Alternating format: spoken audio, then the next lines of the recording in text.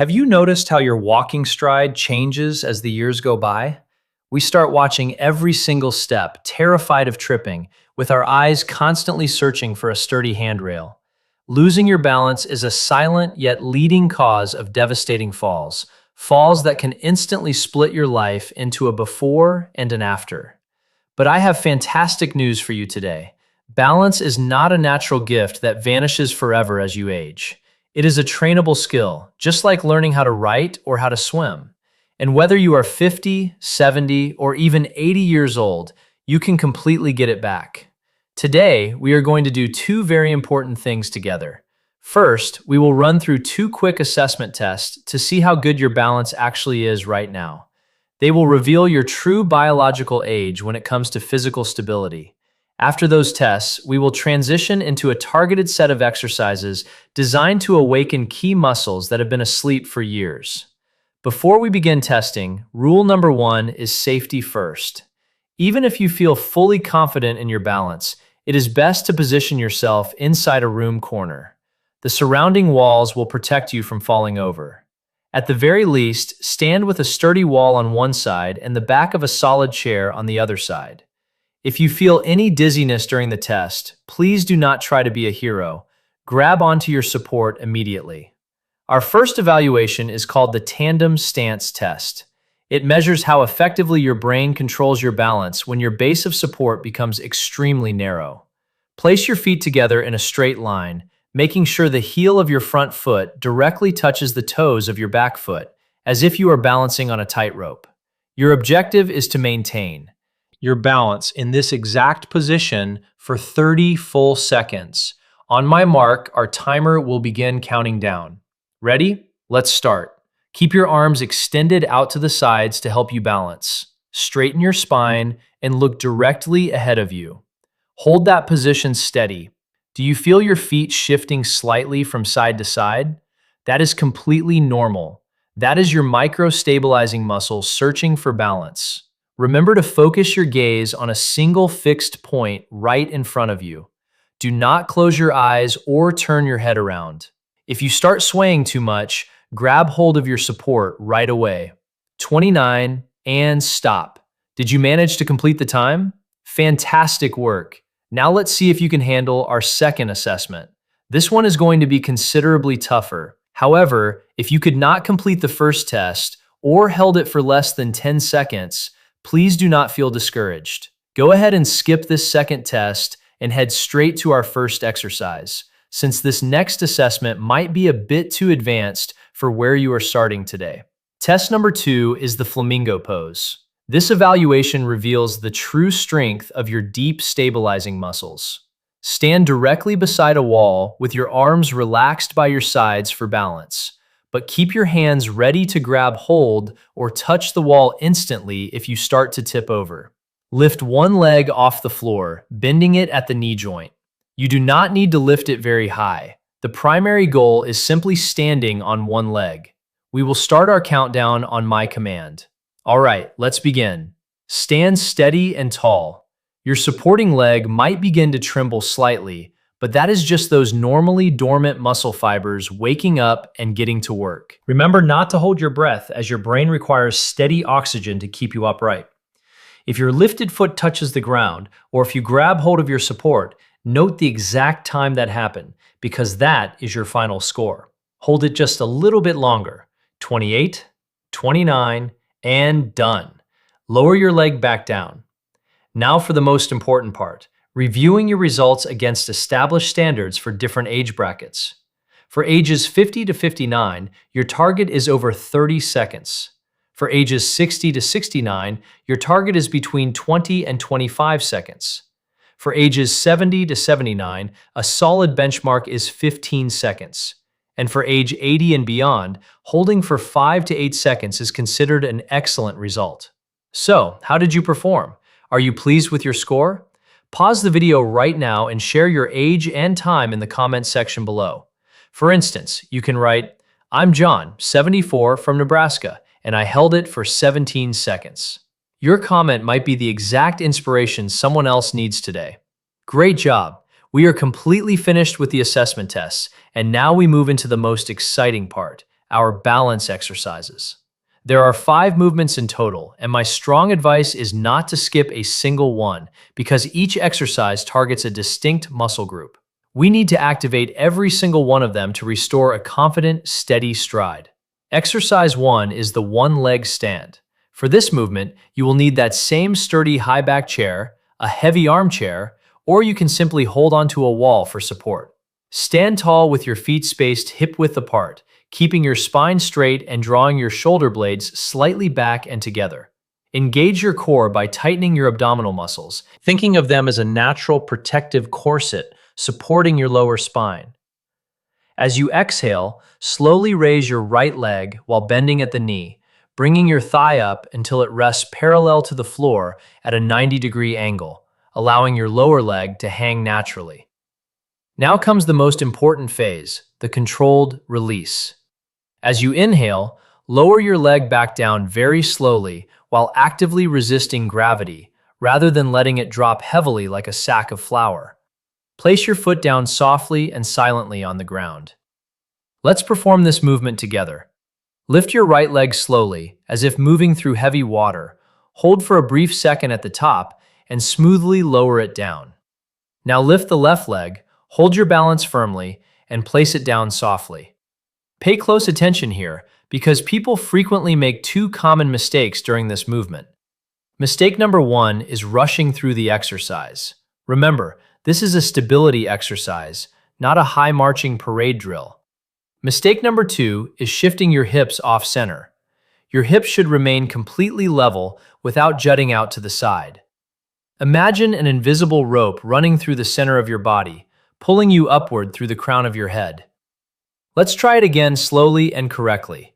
Lift the leg, hold for 1 full second, and slowly lower. Lift the opposite leg, hold, and lower. Keep breathing steadily throughout. Never hold your breath. Complete this exercise 10 times per leg. And remember, these movements should never cause pain or sharp discomfort, so if something feels off, simply skip it. We have officially finished our first exercise. Before we move to exercise number 2, please take a quick second to tap the like button on this video. Doing so helps YouTube recommend these instructions to other people who desperately need this help. Thank you so much. Moving right along, our second exercise is critical for preventing accidental trips and falls when you are out and about. We are going to strengthen your gluteus medius, which is the key lateral muscle responsible for keeping your pelvis level and stable while walking. Here's the proper technique. Stand sideways beside your chair or wall, placing one hand on the support for absolute safety. Keep your back completely straight and look forward rather than down at your feet. Slowly lift your straight leg out to the side. At the highest point, make a micro pause for just 1 second to fully engage the muscle. Then return it back down just as slowly. Let's begin together. Lift your right leg out to the side, pause, and slowly bring it back down. Barely touch the floor with your toes and immediately raise it again. Lift, feel that tension building along the side of your hip, and return. Watch out for these common errors. Do not lift your leg rapidly, as sudden jerking can strain your hip joint. Do not kick it up high like a dancer, because lifting too high tilts your pelvis and shifts the workload away from the target muscle and into your lower back. Do not lean your upper body to the opposite side to cheat the leg higher. Only your hip joint should be moving. Finally, do not bend your knee as you lift. Your working leg must stay perfectly straight. Excellent. Now turn around to face the opposite direction so we can work the left leg. Lift the leg out to the side, pause, and return. Keep your knee straight without bending it sideways, holding your torso upright. Return smoothly while breathing steadily. Lift slowly without rushing, because a slow, controlled tempo forces your muscles to work 3 times as hard. And final rep to the side, then softly return. Shake out your legs to release any built-up tension. Just like our first movement, we perform 10 controlled repetitions on each leg.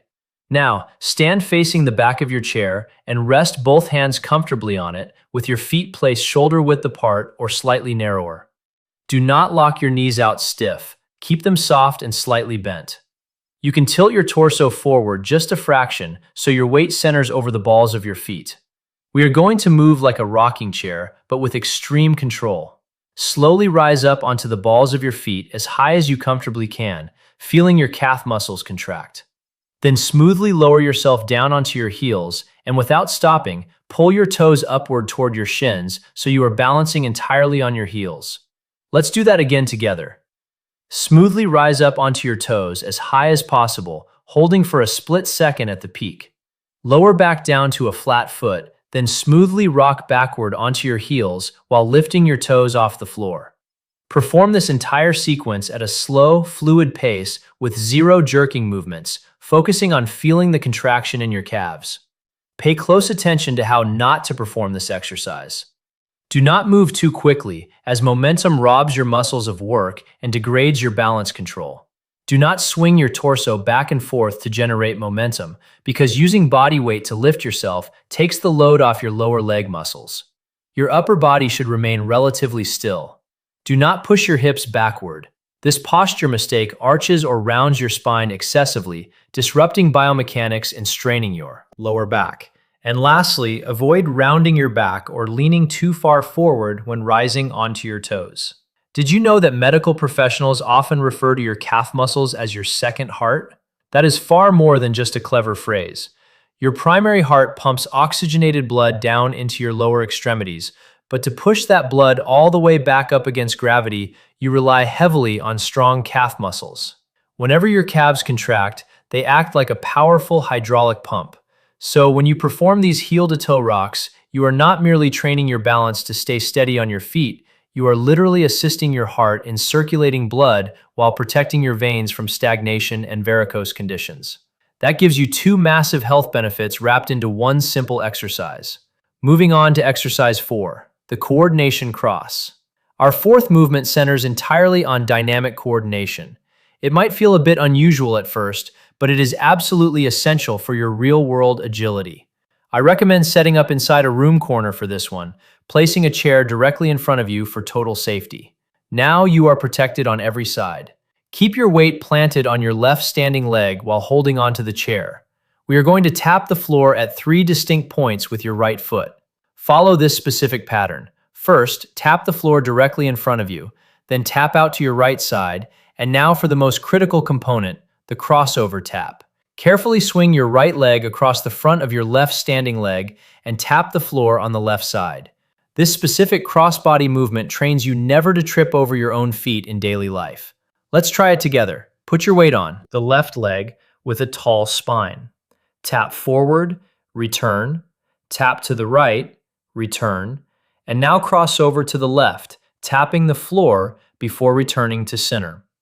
Repeat this pattern 8 to 10 times on each leg while maintaining that same steady rhythm, forward, right, crossover. While you continue moving, let me explain why this is so vital. Accidental falls frequently occur when turning or pivoting inside tight spaces, like narrow kitchens or hallways, when our feet get tangled up. This exercise trains your brain to track your foot placement even in awkward, crossed positions, teaching your body to maintain equilibrium when your legs cross. That way, if you ever trip or pivot suddenly in real life, you will stay upright instead of falling. Let's do one final round on this leg. Forward, return, right, return, cross over to the left, and return to center. Outstanding job working through a challenging coordination pattern. While we take a brief breath before our final exercise, I have a quick question for you. We have viewers tuning in from all around the globe, and I am always thrilled to see where everyone is practicing from. Please drop a comment below letting me know your city or country. Whether you are watching from the United States, Kenya, Thailand, or anywhere else, let's do a quick global roll call in the comments. To wrap up our session today, we have exercise number 5, rocking the boat. This is a fantastic movement that calms your nervous system while delivering a deep workout to your vestibular balance system. Here is an important detail. Ideally, this exercise is performed completely unsupported with your eyes closed, which teaches your nervous system to balance autonomously. However, if you are prone to Dizziness or feel at all unsteady today, stand directly behind your chair and hold on to the backrest. Using support works wonderfully and keeps you completely safe. Let's get into position. Stand comfortably with your feet placed wide apart, substantially wider than shoulder width, giving yourself a solid, stable base. Keep your knees soft and slightly bent, letting your arms hang loosely by your sides. Let me guide your movement. Keep your eyes open for now and begin gently shifting your weight from one side to the other. Shift to the right, feeling your body weight sink into your right foot. Then shift to the left, moving your weight over to your left leg. Move fluidly, like a smooth pendulum, without any sudden jerking. Do not lift your feet off the ground. Keep them planted firmly on the floor. Now let's increase the challenge slightly. If you are holding onto your chair, continue holding it securely. If you are standing unassisted, make sure your support is within easy arm's reach just in case. Take a deep breath in and gently close both eyes. Do you notice the immediate difference? The room suddenly feels a bit less steady, which is entirely normal because your brain has stopped relying on visual cues and is now balancing strictly through internal body awareness. Continue swaying rhythmically in the dark. Shift right and pause. Shift left and pause. If you feel like you are on a rolling boat, do not try to force it. Simply open your eyes or hold on to the chair. If you feel steady, trust the rhythmic movement. Imagine yourself as a boat floating on calm water, with your feet acting as heavy anchors holding you safe. Just a few more seconds. Enjoy the sensation as your brain learns to balance on autopilot. Now, gently open your eyes again. How long should you perform this? To start out, 30 to 40 seconds is plenty. Your ultimate goal is to gradually build up to 1 full minute of continuous swaying with your eyes closed. But always remember the golden rule. If you feel dizzy at any point, stop immediately. Never try to push through dizziness because your balance system requires gentle, progressive conditioning. Fantastic work today. Take a moment right now to smile and give yourself a well-deserved pat on the back for completing this entire routine. Taking proactive steps like this is the ultimate form of self-care. And remember, if you felt a bit wobbly today or had to grab onto your chair more than you hoped, please do not feel discouraged. That is a completely normal part of the process, and your body is simply relearning how to stabilize itself. The great news is that our bodies respond remarkably fast to training. If you dedicate just 15 minutes a day to these exact movements, you will feel a noticeable increase in your stability within just a couple of weeks.